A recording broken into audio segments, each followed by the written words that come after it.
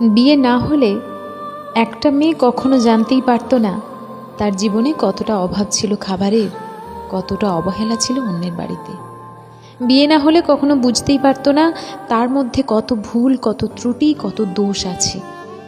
বিয়ের পর মানসিকভাবে সুস্থ থাকতে একজন মেয়েকে মনের জোর রাখতে হয়, কারণ বিয়ের পর কথার আঘাত সহ্য করার ক্ষমতা রাখতে হয়। তুমি যেহেতু অন্য বাড়ি থেকে এসেছো, তাই সবাই তোমার দোষ খুঁজে বেড়াবে, কারণ ছাড়াই তোমাকে কথা শোনানো হবে। এমনকি যে মানুষটা তোমাকে জীবনসঙ্গী করে নিয়ে এসেছে, সেও স্বার্থে আঘাত লাগলে কথা শুনিয়ে দেবে। বিয়ের পর কখনো ভেবো না কেউ তোমাকে বুঝবে।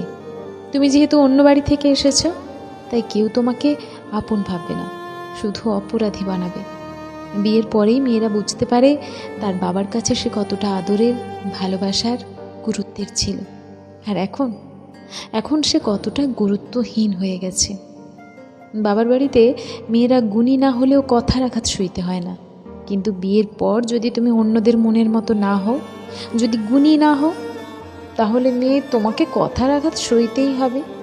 তবে মন খারাপ করা যাবে না, এটাই মেয়েদের জীবন। মানতে না পারলেও মানতেই হবে।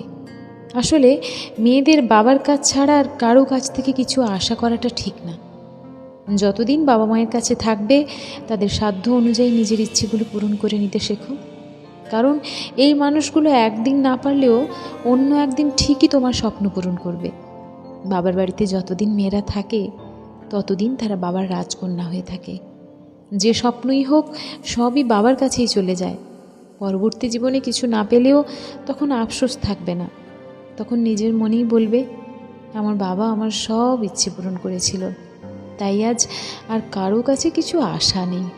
তখন অনেকটা কষ্টের মধ্যেও একটাই অনুভূতি কাজ করবে, সে যতই দোষ দিক, যতই কষ্ট দিক, সব কিছু ভুলে মনে হবে, আমি আমার বাবার রাজকন্যা।